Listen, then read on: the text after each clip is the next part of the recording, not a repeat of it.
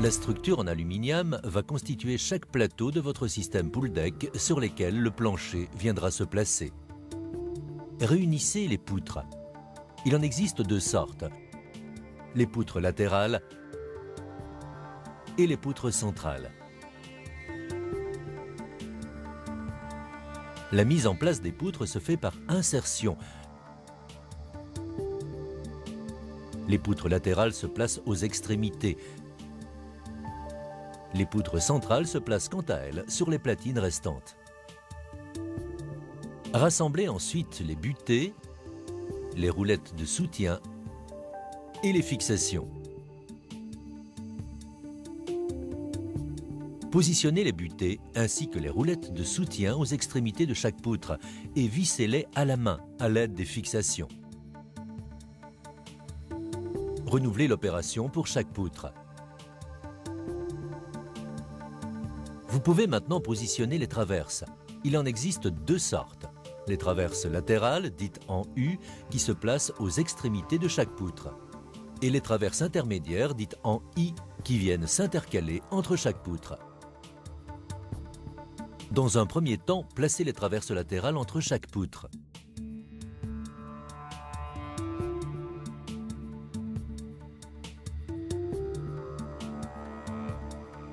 Puis positionnez les traverses intermédiaires.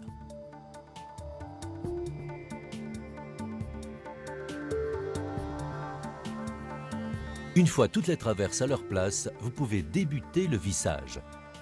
Pour cela, regroupez les pions et les petites équerres.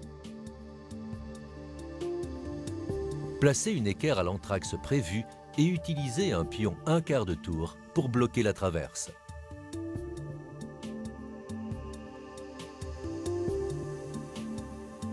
Renouvelez l'opération à chaque anthrax pour bloquer toutes les traverses de la structure.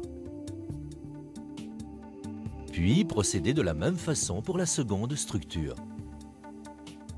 Lorsque les structures sont formées, le moment est venu de placer une croix de Saint-André sur chacune d'entre elles. Au niveau de l'extrémité d'une poutre, enfilez le câble dans l'écrou œil. Puis bloquez-le à l'aide du serre-câble. Prenez ensuite un tendeur en position détendue. Puis fixez le tendeur à l'autre extrémité du câble en utilisant un nouveau serre-câble.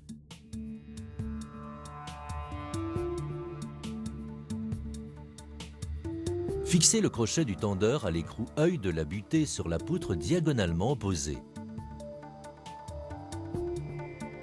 Puis serrez légèrement le tendeur de sorte que le câble ne soit pas lâche. Renouvelez l'opération sur l'autre diagonale. Puis faites la même chose pour chacune des structures. Lorsque les croix de Saint-André sont en place, fermez-le ou les plateaux sur la piscine. Vérifiez à nouveau le niveau sur chaque poutre et procédez au serrage définitif des écrous de la platine correspondante. Renouvelez l'opération pour chaque platine de roulement. Il vous reste alors à procéder au serrage et au réglage définitif des croix de Saint-André. Pour cela, vissez et dévissez les tendeurs de chaque module, jusqu'à obtenir un alignement parfait de votre panneau. Si vous avez choisi un pool deck 2 panneaux, renouvelez l'opération pour le second. Maintenant, bloquez la roulette de soutien avec les vis de blocage. Il faut que celle-ci soit au niveau du point le plus haut lors du déplacement du plateau.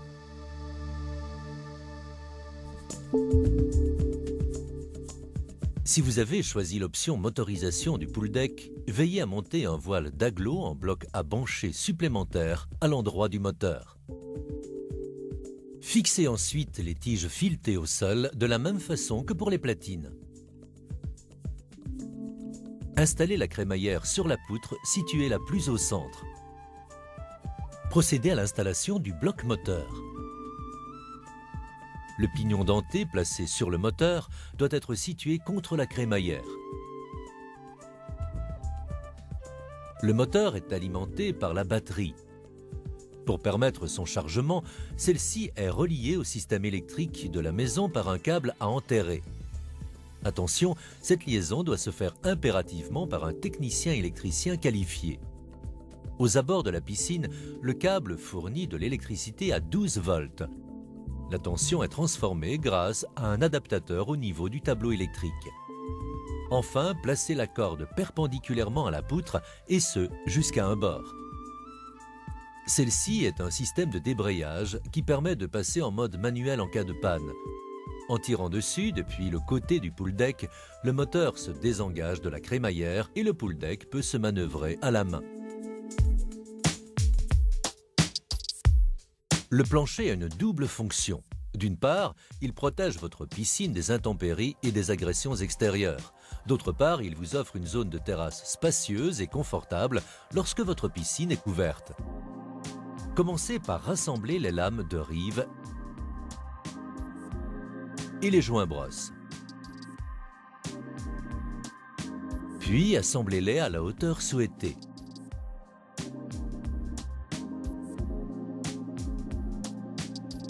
Le joint brosse qui est glissé dans la lame de rive doit être en surlongueur de 5 mm à chaque extrémité. Regroupez maintenant les clips inox, leurs vis, les pions 1/4 de tour, les lames de rive habillées de leur joint brosse et les lames de plancher. Vissez légèrement les clips inox et placez les pions 1/4 de tour sans les serrer. Fixez une lame de rive sans la serrer. Positionnez la première lame de plancher en la glissant sous les fixations côté lame de rive. Puis serrez les fixations. Vissez à nouveau légèrement les clips inox et placez les pions 1/4 de tour sans les serrer sur le côté libre du plancher. Positionnez une deuxième lame de plancher en la glissant sous les fixations. Puis serrez les fixations. Progressez ainsi sur toute la structure aluminium. Puis achevez la pose du plancher par le clippage de la dernière lame de rive.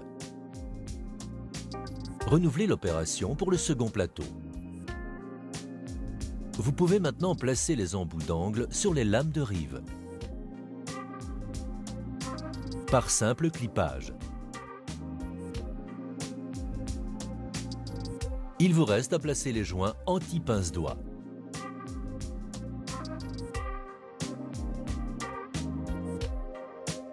Ils se placent sur les lames de rive centrales par glissement depuis un bord.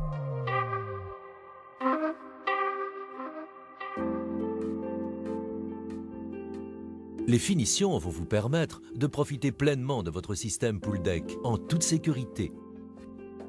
Pour garantir une parfaite étanchéité de votre pool deck, les joints d'étanchéité s'insèrent tout simplement entre chaque lame du plancher.